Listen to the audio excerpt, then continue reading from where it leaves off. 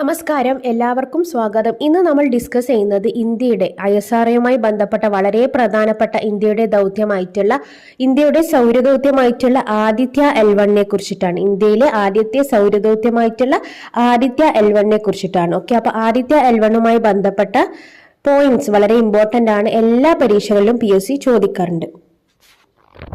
Okay, അപ്പൊ ഇന്ത്യയുടെ ആദ്യത്തെ സൗരദൗത്യം ഏതാണെന്ന് ചോദിച്ചു കഴിഞ്ഞാൽ ഏതാണ്? അത് ആദിത്യ L1 ആണ്. ഓക്കെ, ഇന്ത്യയുടെ ആദ്യത്തെ സൗരദൗത്യമാണ് ആദിത്യ L1. അതുപോലെ തന്നെ സൂര്യനെ കുറിച്ച് പഠിക്കാനുള്ള ഇന്ത്യയുടെ ആദ്യത്തെ ഉപഗ്രഹം ഏതാണെന്ന് ചോദിച്ചു കഴിഞ്ഞാൽ അത് ആദിത്യ L1 ആണ്. സൂര്യനെ കുറിച്ച് പഠിക്കാനുള്ള ഇന്ത്യയുടെ ആദ്യത്തെ ഉപഗ്രഹം ഏതാണെന്ന് ചോദിച്ചു കഴിഞ്ഞാൽ ഏതാണ്? അത് ആദിത്യ L1 ആണ്. ഓക്കെ, അങ്ങനെയാണെങ്കിൽ നമ്മൾ ജ്യോതിശാസ്ത്ര ഉപഗ്രഹവുമായി ബന്ധപ്പെട്ട് പറയുകയാണെങ്കിൽ ഇന്ത്യയുടെ രണ്ടാമത്തെ ജ്യോതിശാസ്ത്ര ഉപഗ്രഹമാണ്. ഓക്കെ, ഇന്ത്യയുടെ രണ്ടാമത്തെ ജ്യോതിശാസ്ത്ര ഉപഗ്രഹമാണ്. അങ്ങനെയാണെങ്കിൽ ഇന്ത്യയുടെ ആദ്യത്തെ ജ്യോതിശാസ്ത്ര ഉപഗ്രഹം ഏതായിരുന്നു? ആസ്ട്രോസാറ്റ് ആയിരുന്നു. ഓക്കെ, ഇന്ത്യയുടെ ആദ്യത്തെ ജ്യോതിശാസ്ത്ര ഉപഗ്രഹം ഏതാണെന്ന് ചോദിച്ചു കഴിഞ്ഞാൽ 2015 വിക്ഷേപിച്ച ആസ്ട്രോസാറ്റ് ആണ്. അതുപോലെ തന്നെ ഇന്ത്യയുടെ ആദ്യത്തെ സൗരദൗത്യം അല്ലെങ്കിൽ ആദ്യത്തെ സൂര്യനെ ലക്ഷ്യം വെച്ചിട്ടുള്ള ഉപഗ്രഹം ഏതാണെന്ന് ചോദിച്ചു കഴിഞ്ഞാൽ അത് ആദിത്യ L1 ആണ്.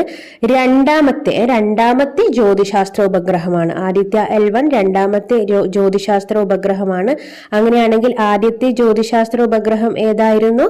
ആദ്യത്തെ ജ്യോതിശാസ്ത്ര ഉപഗ്രഹം ആസ്ട്രോസാറ്റ് ആയിരുന്നു. ഓക്കെ, അങ്ങനെയാണെങ്കിൽ നമ്മുടെ ഈ ആദിത്യ L1 ദൗത്യം വിജയിച്ചതോടുകൂടി സൗരദൗത്യം നടത്തുന്ന നാലാമത്തെ രാജ്യമായിട്ട് ഇന്ത്യ മാറി. സൗരദൗത്യം നടത്തുന്ന നാലാമത്തെ രാജ്യമായിട്ട് നമ്മുടെ ഇന്ത്യ മാറി. അങ്ങനെയാണെങ്കിൽ ബാക്കിയുള്ള 3 രാജ്യങ്ങൾ ഏതാണെന്ന് നോക്കാം. America, European space agency. Okay, അപ്പൊ അമേരിക്ക, യൂറോപ്യൻ സ്പേസ് ഏജൻസി, അതുപോലെ തന്നെ ചൈന. ചിലയിടത്ത് ജപ്പാൻ കണ്ടിട്ടുണ്ട്, പക്ഷെ കൂടുതൽ സോഴ്സിൽ ഞാൻ ചൈനയാണ് കണ്ടത്. ആക്ച്വലി അതൊന്ന് ക്ലാരിഫൈ ചെയ്യണം. ഓക്കെ, അപ്പൊ America, European space agency, China. America, European space agency, China. അങ്ങനെയാണെങ്കിൽ ഈ ഒരു സോളാർ മിഷൻ നടത്തുന്ന നാലാമത്തെ രാജ്യമായിട്ട് മാറിയത് ഇന്ത്യയാണ്. ഓക്കെ, നാലാമത്തെ രാജ്യമായിട്ട് മാറിയത് നമ്മുടെ ഇന്ത്യയാണ്. ഓക്കെ, അപ്പൊ കൺട്രീസ് നമുക്ക് ക്ലാരിഫൈ ചെയ്യാം. ഓക്കെ, ജപ്പാനും ചൈനയും രണ്ടും ലോഞ്ച് ചെയ്തിട്ടുണ്ട്, പക്ഷെ ഇന്ത്യ നാലാമത്തെ രാജ്യമാണെന്നുള്ള കാര്യം കൂടി പറയുന്നുണ്ട്. അപ്പൊ ജപ്പാനാണോ ചൈനയാണോ കറക്റ്റ് ആയിട്ട് വരിക എന്നുള്ള കാര്യം കൺഫ്യൂഷൻ ആണ്. ഓക്കെ, അപ്പൊ NASA, European space agency, China, India. ചിലയിടത്ത് NASA, European space agency, Japan, India എന്ന രീതിയിലും കാണുന്നുണ്ട്. എന്തൊക്കെയായാലും നാലാമത്തെ രാജ്യം ഇന്ത്യ ആണെന്നുള്ള കാര്യം നിങ്ങൾ ഓർത്തു വെക്കുക. ഓക്കെ, സോളാർ മിഷൻ സക്സസ് ആക്കുന്ന നാലാമത്തെ രാജ്യമാണ് ഇന്ത്യ. അങ്ങനെയാണെങ്കിൽ നമ്മുടെ ആദിത്യ L1 വിക്ഷേപിച്ചത് എപ്പോഴാണ്? 2023 സെപ്റ്റംബർ 2. 2023 സെപ്റ്റംബർ 2. 2023 സെപ്റ്റംബർ 2 രാവിലെ ഒരു 11:50 കൂടിയിട്ടാണ് ഇത് വിക്ഷേപിച്ചത്. അപ്പൊ ഇതിന്റെ ഒരു പ്രത്യേകത, നമുക്ക് ഏത് വിക്ഷേപണം എടുത്ത് നോക്കിക്കഴിഞ്ഞാലും, അതായത് ഏത് ഉപഗ്രഹ വിക്ഷേപണം എടുത്ത് നോക്കിക്കഴിഞ്ഞാൽ എവിടെ വെച്ചിട്ടായിരിക്കും? ശ്രീഹരിക്കോട്ടയിലെ സതീഷ് ധവാൻ സ്പേസ് സെന്ററിൽ വെച്ചിട്ടാണ് പൊതുവെ നമ്മൾ ഉപഗ്രഹങ്ങളൊക്കെ വിക്ഷേപിക്കുക. ഓക്കെ, അപ്പൊ ശ്രീഹരിക്കോട്ടയിലെ സതീഷ് ധവാൻ സ്പേസ് സെന്ററിൽ നിന്ന് 2023 സെപ്റ്റംബർ 2 2023 സെപ്റ്റംബർ 2 ആദിത്യ L1 വിക്ഷേപിച്ചത്. അങ്ങനെയാണെങ്കിൽ ഇതിന്റെ വിക്ഷേപണ വാഹനം അല്ലെങ്കിൽ വിക്ഷേപണ റോക്കറ്റിന്റെ പേരാണ് PSLV C57.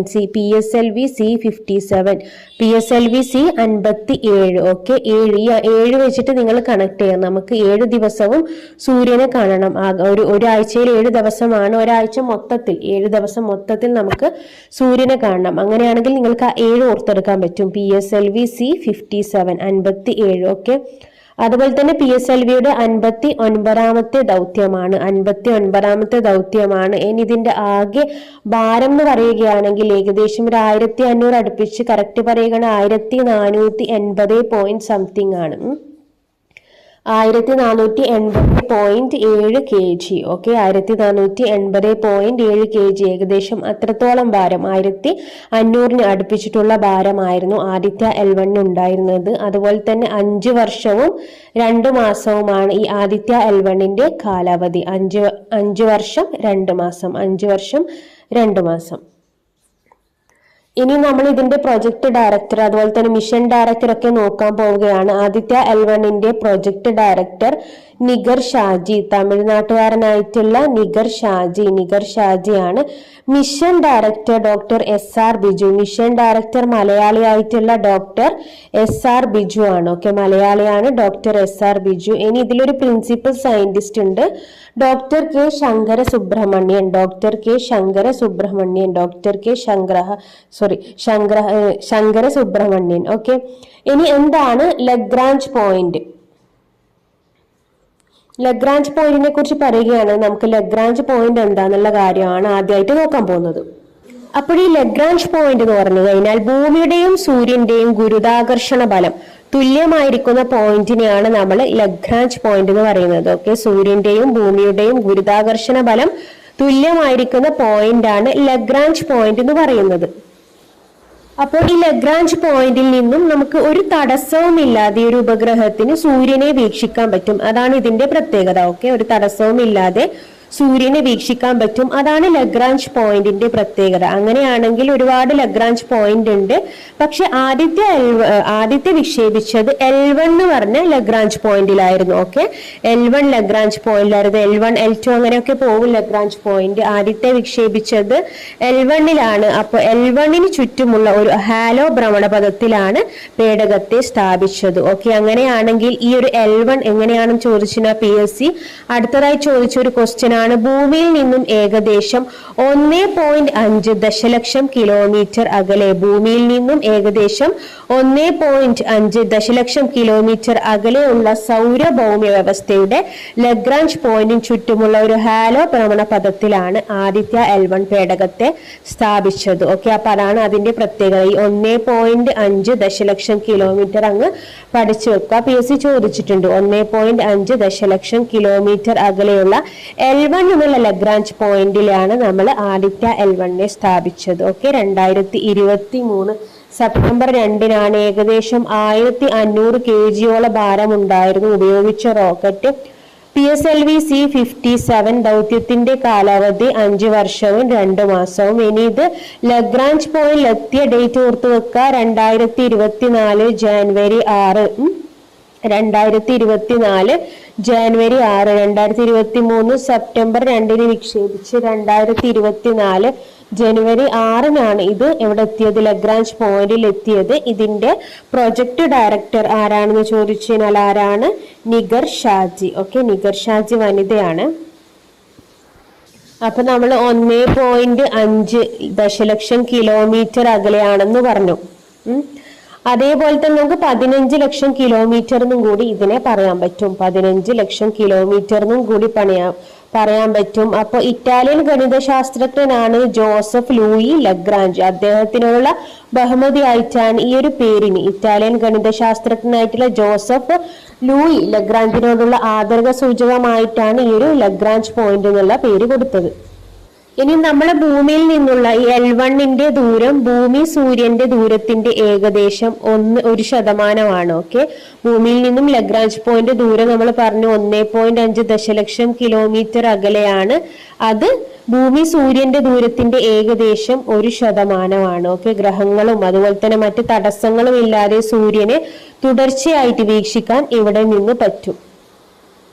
ഓക്കെ, അപ്പൊ ആദിത്യ L1 ഒരുപാട് ദൗത്യ ലക്ഷ്യങ്ങളുണ്ട്. ചന്ദ്രയാന്റെ ദൗത്യ ലക്ഷ്യങ്ങൾ ഒഫീഷ്യൽ സൈറ്റിലുള്ള പ്രസ്താവന പോലെ തന്നെ PSC ചോദിച്ചതാണ്. അതിൽ നിന്നും ചെറിയ മാറ്റം വരുത്തി ഈയിടെ ഡിഗ്രി പ്രിലിംസിന് PSC ചോദിച്ചിരുന്നു. ആദിത്യ L1ന്റെ ദൗത്യ ലക്ഷ്യം ചന്ദ്രയാനുമായിട്ട് മിക്സ് ചെയ്തിട്ട് കൊടുത്തിട്ട്, അതായത് റോവറിൽ സേഫ് ലാൻഡിംഗ് നടത്തുക എന്ന രീതിയിൽ. പക്ഷെ ആ ഒരു പ്രസ്താവന ചന്ദ്രയാൻ യോജിച്ചതാണ്, പക്ഷെ ആദിത്യ L1ന് യോജിച്ചതല്ല. ഓക്കെ, ആ ക്വസ്റ്റ്യൻ ലാസ്റ്റ് പറയാം.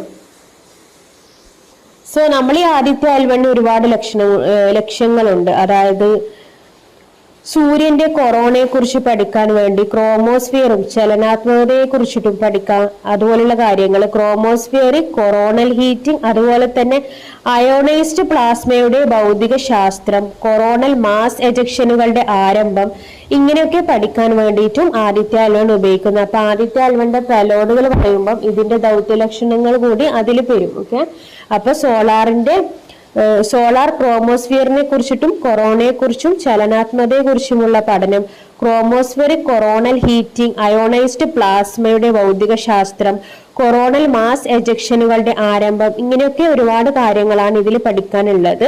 സോളാർ കൊറോണയുടെ ഭൗതിക ശാസ്ത്രവും അതിന്റെ ചൂടാവുന്ന സംവിധാനം. സോളാർ കൊറോണ, സൂര്യന്റെ പുറമേ ഉള്ളൊരു ലെയറാണ് കൊറോണ. ഓക്കെ, സോളാർ കൊറോണയുടെ ഭൗതിക ശാസ്ത്രം പഠിക്കണം, അതെങ്ങനെയാണ് ചൂടാവുന്നത് എന്നതിനെ കുറിച്ചൊക്കെ പഠിക്കാനുണ്ട്. അതേപോലെ തന്നെ ബഹിരാകാശ കാലാവസ്ഥ, സൗരവാതകത്തിന്റെ ഉത്ഭവം, ഘടന, ചലനാത്മകത, സൗരവാതകത്തിന്റെ ഉത്ഭവം, ചലന, ഘടനാത്മകത, ഇങ്ങനെയുള്ള ഒരുപാട് കാര്യങ്ങളാണ് പഠിക്കാനുള്ളത്. അപ്പൊ നമുക്ക് പെലോഡുകൾ പറയുമ്പോൾ കൂടുതൽ ക്ലിയർ ആവും. നമ്മൾ പറയാൻ പോകുന്നത് ആദിത്യ L1ന്റെ പെലോഡുകളെ കുറിച്ചിട്ടാണ്. ആദിത്യ L1ന്റെ പെലോഡുകൾ നമുക്ക് റിമോട്ട് സെൻസിങ് പെലോഡ്, അതുപോലെ തന്നെ ഇൻസിറ്റു പെലോഡ് എന്ന രീതിയിൽ തരംതിരിക്കാം. റിമോട്ട് സെൻസിങ് പെലോഡ്, ഇൻസിറ്റു പെലോഡുകൾ എന്ന രീതിയിൽ തരംതിരിക്കാം. റിമോട്ട് സെൻസിങ് പെലോഡുകളിൽ വരുന്നതാണ് VELC പെലോഡ്, VELC പെലോഡ്, അതുപോലെ തന്നെ SUIT SUIT payload, SUIT SUIT payload, solar low energy X-ray spectrometer, അതായത് സോലക്സ് എസ് പെലോഡ്, സോലക്സ് എസ് പെലോഡ്, പിന്നെ HEL1OS പെലോഡ്, HEL1OS പെലോഡ്. Okay, HEL1OS payload ഇതൊക്കെയാണ് VELC payload, SUIT SUIT payload, SoLEXS payload, HEL1OS പെലോഡാണ് remote sensing പെലോഡിൽ വരുന്നത്. അങ്ങനെയാണെങ്കിൽ VELC എന്ന് പറഞ്ഞു കഴിഞ്ഞാൽ എന്താണ്? Visible emission line coronagraph, visible emission line coronagraph, visible emission line coronagraph. SUIT എന്ന് പറഞ്ഞു കഴിഞ്ഞാൽ solar ultra violet imaging telescope, solar ultra violet imaging telescope. SoLEXS എന്ന് പറഞ്ഞു കഴിഞ്ഞാൽ solar low energy X-ray spectrometer, solar low energy X-ray spectrometer. HEL1OS എന്ന് പറഞ്ഞു കഴിഞ്ഞാൽ high energy L1 orbiting x-ray spectrometer, high energy L1 orbiting x-ray spectrometer. ഇങ്ങനെയുള്ള 4 പെലോഡുകളാണ് ആദിത്യ L1ന്റെ remote sensing പെലോഡിൽ വരുന്നത്. ഓക്കെ, റിമോട്ട് സെൻസിങ് പെലോഡിൽ വരുന്നത്. അതിൽ നമ്മൾ ആദ്യമായിട്ട് പറയുന്നത് VELC യെ കുറിച്ചിട്ടാണ്. സൗര ഊർജത്തെ കുറിച്ച് പഠിക്കാൻ വേണ്ടിയിട്ടാണ് VELC, visible emission line coronagraph, visible emission line coronagraph. എന്തിനെ കുറിച്ചിട്ടാണ് പഠിക്കുന്നത്? സൗരോർജത്തെ കുറിച്ചിട്ടാണ് പഠിക്കുന്നത്. സൂര്യന്റെയും കൊറോണയും സൂര്യനിൽ നിന്നുള്ള സ്ഫോടനങ്ങളും ചലനാത്മകമായി പഠിക്കും. കൊറോണ നമ്മൾ പറഞ്ഞു സൂര്യന്റെ പാളിയാണ്. സൂര്യന്റെ കൊറോണയും സൂര്യനിൽ നിന്നുള്ള സ്ഫോടനങ്ങളുടെ ചലനാത്മകതയും പഠിക്കാൻ വേണ്ടിയിട്ട് VELC ഉപയോഗിക്കുന്നു. ഓക്കെ, സൗരോർജത്തെ കുറിച്ച് പഠിക്കാൻ രൂപകൽപ്പന ചെയ്തിട്ടുള്ളതാണ് ഈ ഒരു പെലോഡ്. അതുപോലെ തന്നെ സൂര്യന്റെ കൊറോണയും സൂര്യനിൽ നിന്നുള്ള സ്ഫോടനങ്ങളുടെ ചലനാത്മകതയും പഠിക്കുന്നു VELC പെലോഡ്. അപ്പൊ ഇത് രൂപകൽപ്പന ചെയ്തത് ബാംഗ്ലൂരിൽ വെച്ചിട്ടാണ്. ഓക്കെ, ബാംഗ്ലൂരിൽ വെച്ചിട്ടാണ് ഇത് രൂപകൽപ്പന ചെയ്തത്. ഇനി അങ്ങനെയാണെങ്കിൽ അടുത്തത് SUIT payload, solar ultra violet imaging telescope ആണ്. Solar ultra violet imaging telescope ആണെങ്കിൽ അൾട്രാ വയലറ്റിന് സമീപമുള്ള സോളാർ ഫോട്ടോസ്ഫിയറിനെയും ക്രോമോസ്ഫിയറിനെയും ചിത്രങ്ങൾ സ്യൂട്ട് പകർത്തും. ഓക്കെ, അൾട്രാ വയലറ്റിന് സമീപമുള്ള സോളാർ ഫോട്ടോസ്ഫിയറിനെ കുറിച്ചിട്ടും ക്രോമോസ്ഫിയറിനെ കുറിച്ചിട്ടുമുള്ള ചിത്രങ്ങൾ പകർത്തും. കൂടാതെ അൾട്രാ വയലറ്റ് സമീപമുള്ള സൗരവികിരണ വ്യതിയാനങ്ങളൊക്കെ അളക്കാൻ വേണ്ടിയിട്ടാണ്, സൗരവികിരണത്തിലുള്ള വ്യതിയാനങ്ങളൊക്കെ അളക്കാൻ വേണ്ടിയിട്ട് solar ultra violet imaging telescope, അതായത് അതിൽ തന്നെ ഉണ്ട്, ആ പേരിൽ തന്നെ ഉണ്ടല്ലേ അൾട്രാ വയലറ്റ് എന്നുണ്ട്. അപ്പൊ അൾട്രാ വയലറ്റിന് സമീപമുള്ള എന്തോ ഒന്നിനു വേണ്ടിയിട്ടാണെന്നുള്ള കാര്യം നിങ്ങൾക്ക് മനസ്സിലാവും. സോളാർ ഫോട്ടോസ്ഫിയർ ക്രോമോസ്ഫിയറിന്റെയും ചിത്രങ്ങളാണ് സ്യൂട്ട് പകർത്തുന്നത്. അതുപോലെ തന്നെ സൗരവികിരണങ്ങളുടെ വ്യതിയാനങ്ങളും അളക്കുന്നു. ഇത് രൂപകൽപ്പന ചെയ്തത് പൂനെയിൽ വെച്ചിട്ടാണ്. ഓക്കെ, പൂനെയിൽ വെച്ചിട്ടാണ് ഇത് രൂപകൽപ്പന ചെയ്തത്. അടുത്ത നമ്മൾ സോലക്സ് പെലോഡിനെ കുറിച്ചിട്ടാണ് പറയുന്നത്. സോലക്സ് പെലോഡ് ആയാലും HEL1OS പെലോഡ് ആയാലും സൂര്യനിൽ നിന്നുള്ള എക്സ്റേ കിരണങ്ങളുടെ പഠനത്തിന്, സൂര്യനിൽ നിന്നുള്ള എക്സ്റേ കിരണങ്ങളുടെ പഠനത്തിനാണ് ഇത് ഉപയോഗിക്കുന്നത്. ഇത് രണ്ടും ബാംഗ്ലൂരിൽ വെച്ചിട്ടാണ് രൂപകൽപ്പന ചെയ്തിട്ടുള്ളത്. ഓക്കെ, അപ്പൊ സോലക്സ് HEL1 എന്തിനു വേണ്ടിയിട്ടാണ്? എക്സ്റേ കിരണങ്ങളുടെ പഠനത്തിന് വേണ്ടിയിട്ടാണ് ഉപയോഗിക്കുന്നത്. അതുപോലെ തന്നെ നമ്മൾ പറഞ്ഞു അൾട്രാ വയലറ്റിന് സമീപമുള്ള സോളാർ ഫോട്ടോസ്ഫിയറിന്റെയും ക്രോമോസ്ഫിയറിന്റെയും ചിത്രം പകർത്താനായി സ്യൂട്ട് ഉപയോഗിക്കുന്നു. ഇനി സൗര ഊർജത്തെ കുറിച്ച് പഠിക്കാനും സൂര്യന്റെ കൊറോണയെ കുറിച്ചിട്ടും ചലനാത്മകതയെ കുറിച്ച് നമ്മൾ പറഞ്ഞു കൊറോണ സൂര്യന്റെ പാളിയാണ്. അപ്പൊ അതിനെ കുറിച്ചൊക്കെ പഠിക്കാൻ വേണ്ടി VELC. ഓക്കെ, അപ്പൊ ഇതൊക്കെയാണ് നമ്മൾ പറഞ്ഞ എന്ത് പെലോഡ്സ്, റിമോട്ട് സെൻസിങ് പെലോഡ്സ്. ഇനി നമ്മൾ പറയുന്നത് ഇൻസിറ്റു പെലോഡ്സിനെ കുറിച്ചിട്ടാണ്. ഓക്കെ, അപ്പൊ ഇൻസിറ്റു പെലോഡ്സ് ഏതൊക്കെയാണെന്ന് ചോദിച്ചു കഴിഞ്ഞാൽ ആസ്പെക്സ് പെലോഡ്, പാപ്പ പെലോഡ്. ഓക്കെ, ആസ്പെക്സ് പെലോഡ്, പാപ്പ പെലോഡ്, അതുപോലെ തന്നെ advanced tri axial high resolution digital magnetometer. Okay, advanced tri axial high resolution digital magnetometer, ഇങ്ങനെയുള്ള 3 പെലോഡുകളാണ് ഇൻസിറ്റു പെലോഡുകളിൽ വരുന്നത്. ഓക്കെ, അപ്പൊ ആസ്പെക്സ് പെലോഡ്, അതുപോലെ തന്നെ പാപ്പ പെലോഡ്, പിന്നുള്ളത് advanced tri axial high resolution digital magnetometer payload. അപ്പൊ ഇതൊക്കെ ഇൻസിറ്റു പെലോഡുകളിൽ വരുന്നതാണ്. അപ്പൊ ഇത് 3ഉം എന്തൊക്കെയാണെന്നുള്ള കാര്യങ്ങളാണ് അടുത്തതായിട്ട് നമ്മൾ നോക്കാൻ പോകുന്നത്. ഓക്കെ, അപ്പൊ ആസ്പെക്സ് പെലോഡിന്റെ ഫുൾ ഫോം നോക്കുകയാണെങ്കിൽ Aditya solar wind particle experiment. Aditya solar wind particle experiment എന്ന് വെച്ച് കഴിഞ്ഞാൽ സൗരക്കാറ്റാണ് അതിൽ വരുന്നത്. വിൻഡ് എന്ന് പറഞ്ഞു കഴിഞ്ഞാൽ കാറ്റാണ്. സൗരക്കാറ്റും ഊർജ്ജസ്വലമായ അയോണുകളും അതുപോലെ തന്നെ അവയുടെ ഊർജ്ജ വിതരണവും പഠിക്കുകയാണ് ഈ ഒരു ആസ്പെക്സ് പെലോഡിന്റെ ലക്ഷ്യം. സൗരക്കാറ്റിനെ കുറിച്ചിട്ടും ഊർജ്ജസ്വലമായ അയോണുകളെ കുറിച്ചിട്ടും അവയുടെ സൗരവിതരണം പഠിക്കാൻ വേണ്ടിയിട്ടുള്ള ലക്ഷ്യമാണ് ആസ്പെക്സ് പെലോഡിനുള്ളത്. സൗരക്കാറ്റ് പഠിക്കുക, അതുപോലെ തന്നെ ഊർജ്ജസ്വലമായിട്ടുള്ള അയോണുകളെ കുറിച്ച് പഠിക്കുക, അതിന്റെ ഊർജ്ജ വിതരണത്തെ കുറിച്ച് പഠിക്കുക. ഇതൊക്കെയാണ് ആസ്പെക്സ് പെലോഡ്. അങ്ങനെയാണെങ്കിൽ എന്താണ് പാപ്പാന്റെ full form? Plasma analyser package for Aditya. Plasma analyser package for Aditya. Plasma രൂപത്തിലാണ് സൂര്യനിൽ നിന്നും സ്ഫോടനം വഴി ദ്രവ്യം പുറത്തു വരിക. ഓക്കെ, സ്ഫോടനം വഴി ദ്രവ്യം ഏത് രൂപത്തിലായിരിക്കും? പ്ലാസ്മ രൂപത്തിലായിരിക്കും. അതുപോലെ തന്നെ നമ്മൾ ഈ ആസ്പെക്ട്സ് പറഞ്ഞ പോലെ തന്നെ സൗരവാതകത്തെയും ഊർജ്ജസ്വലമായ അയോണുകളും ഇതിന്റെ ഊർജ്ജ വിതരണമൊക്കെ പാപ്പ പഠിക്കുന്നുണ്ട്. ഓക്കെ, സൗരവാതകത്തെ കുറിച്ചും ഈ അയോണുകളെ കുറിച്ചും. അപ്പൊ രണ്ടും അയോണുമായി ബന്ധപ്പെട്ടതാണ്. ഓക്കെ, ഈ ആസ്പെക്ട്സ് പെലോഡായാലും പാപ്പ പെലോഡുകളായാലും അയോണുകളുമായി ബന്ധപ്പെട്ടതാണ്. സൗരവാതത്തെയും ഊർജ്ജസ്വലമായ അയോണുകളും അവയുടെ ഊർജ്ജ വിതരണവും പാപ്പ പഠിക്കുന്നുണ്ട്. അതുപോലെ തന്നെ ഈ 2 ഉപഗ്രഹങ്ങൾ ബഹിരാകാശ കാലാവസ്ഥയുടെ സ്വാധീനം മനസ്സിലാക്കാൻ വേണ്ടിയിട്ട് ഉപയോഗിക്കുന്നു. ബഹിരാകാശ കാലാവസ്ഥയുടെ സ്വാധീനം മനസ്സിലാക്കാൻ വേണ്ടിയിട്ട് ഉപയോഗിക്കുന്ന 2 ഉപഗ്രഹമാണ് ആസ്പെക്സ്. 2 സംഭവങ്ങളാണ് ആസ്പെക്സ് പെലോഡും അതുപോലെ തന്നെ പാപ്പ പെലോഡും.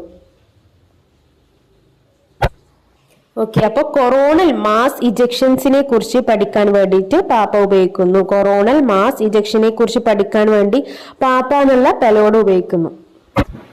ഇനി അങ്ങനെയാണെങ്കിൽ ഇത് രൂപകൽപ്പന ചെയ്തത് ആരാണ് നോക്കാം. പാപ്പ എന്നുള്ള പെലോഡ് വളരെ ഇമ്പോർട്ടന്റ് ആണ്. കാരണം ഇത് രൂപകൽപ്പന ചെയ്തത് തിരുവനന്തപുരം വിക്രം സാരാഭായ് സ്പേസ് സെന്ററിലാണ് പാപ്പ തയ്യാറാക്കിയത്. തിരുവനന്തപുരത്ത് നമ്മുടെ വിക്രം സാരാഭായിൽ വെച്ചിട്ടാണ് ഈ ഒരു പാപ്പ പെലോഡ് തയ്യാറാക്കിയത്. അങ്ങനെയാണെങ്കിൽ ASPEX പെലോഡ് Ahmedabad physical research laboratory. ASPEX പെലോഡ് ആണെങ്കിൽ അഹമ്മദാബാദ് ഫിസിക്കൽ റിസർച്ച് ലബോറട്ടറി. പാപ്പയാണെങ്കിൽ നമ്മുടെ തിരുവനന്തപുരത്ത് വെച്ചിട്ടാണ് രൂപകൽപ്പന ചെയ്തത്. ഇനി അവസാനമായിട്ട് നമ്മൾ പറഞ്ഞ ഇൻസിറ്റോ പെലോഡ് ഏതായിരുന്നു? Advanced tri axial high resolution digital magnetometer ആണെങ്കിൽ കാന്തിക ക്ഷേത്രത്തെ കുറിച്ച് ഇൻസിറ്റോ ആണ്. ഓക്കെ, ഇൻസിറ്റോ ആയിട്ടുള്ള കാന്തിക മണ്ഡലങ്ങളെ കുറിച്ചിട്ടൊക്കെ പഠിക്കാൻ വേണ്ടിയിട്ടാണ്. ആ പേരിൽ തന്നെ ഉണ്ട്, മാഗ്നറ്റിക് ഉണ്ട്. അപ്പൊ കാന്തിക ക്ഷേത്രം സംബന്ധിച്ച പഠനത്തിനാണ്, കാന്തിക കേന്ദ്രം സംബന്ധിച്ച പഠനത്തിനാണ് മാഗ്നോമീറ്റർ യൂസ് ചെയ്യുന്നത്. സൂര്യനിൽ നിന്നുള്ള കാന്തിക കാറ്റിനെ കുറിച്ച് പഠിക്കും, എന്നിട്ട് അതിന്റെ ദിശയും ശക്തിയും പഠന വിധേയമാക്കും. ഓക്കെ, സൂര്യനിൽ വരുന്ന കാന്തിക കാറ്റിനെ കുറിച്ച് പഠിച്ച് അതിന്റെ ദിശയും ശക്തിയും പഠന വിധേയമാക്കുന്നതാണ് മാഗ്നോമീറ്റർ പെലോഡിന്റെ യൂസ്. അതും ബാംഗ്ലൂരിൽ വെച്ചിട്ടാണ് രൂപകൽപ്പന ചെയ്തത്. ഓക്കെ, അപ്പൊ ഇതിൽ വിക്രം സാരാഭായ് സ്പേസ് സെന്ററിൽ വെച്ച് രൂപകൽപ്പന ചെയ്തത് പാപ്പ പെലോഡുകളാണ്. Plasma analyser package. Okay, plasma analyser package for Aditya ആണ് പാപ്പയുടെ ഫുൾ ഫോം.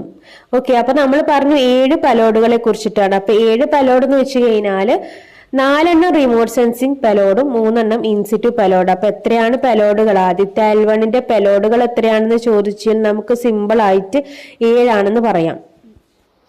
ഓക്കെ, അപ്പൊ നമ്മൾ പറഞ്ഞു VELC, SUIT, SoLEXS, L1 AOS ഒക്കെ റിമോട്ട് സെൻസിങ് പെലോഡാണ്. VELC corona imaging and spectroscopy ആണ്. SUIT സ്യൂട്ട് എന്ന് വെച്ച് കഴിഞ്ഞാൽ ഫോട്ടോസ്ഫിയർ, ക്രോമോസ്ഫിയർ ഇമേജിങ്ങിനെ കുറിച്ച് പഠിക്കാനാണ്. സോലക്സ് എന്ന് വെച്ച് കഴിഞ്ഞാൽ സോഫ്റ്റ് എക്സ്റേ സ്പെക്ട്രോമീറ്റർ ആണ്, സൂര്യനെ നിരീക്ഷിക്കാനും നക്ഷത്രങ്ങളൊക്കെ നിരീക്ഷിക്കാനും. പിന്നെ L1 OS എന്ന് വെച്ച് കഴിഞ്ഞാൽ high energy orbiting x-ray spectrometer ആണ്. ഓക്കെ, ഇതൊക്കെയാണ് 4 പിന്നെ ആസ്പെക്സ്, പാപ്പ, അതുപോലെ തന്നെ advance tri axial high resolution digital magnetometer in situ പെലോഡിൽ വരും. അപ്പോൾ ഇതിൽ ആസ്പെക്ട്സ് സൗരവാദങ്ങളെ കുറിച്ചിട്ടൊക്കെ പഠിക്കാനും ഭാരമേറിയ അയോണുകളെ കുറിച്ച് പഠിക്കാനും, അതുപോലെ തന്നെ പാപ്പ എന്ന് വെച്ച് കഴിഞ്ഞാൽ സൗരവാദം, അതിന്റെ ദിശ, പിന്നെ അതുപോലെ തന്നെ ഭാരമേറിയ അയോണുകളൊക്കെ പഠിക്കാനാണ്. കാന്തിക മണ്ഡലത്തെ കുറിച്ച് പഠിക്കാൻ വേണ്ടിയിട്ട് മാഗ്നോമീറ്റർ യൂസ് ചെയ്യുന്നു. ഓക്കെ, അപ്പൊ നിങ്ങൾ ഇങ്ങനെ ഓർത്ത് വെക്കുക, നമ്മുടെ കൊറോണൽ മാസ് ഇജക്ഷനെ കുറിച്ചിട്ട് കണ്ടുപിടുത്തൊക്കെ നടത്തിയ പെലോഡാണ് പാപ്പ പെലോഡ്.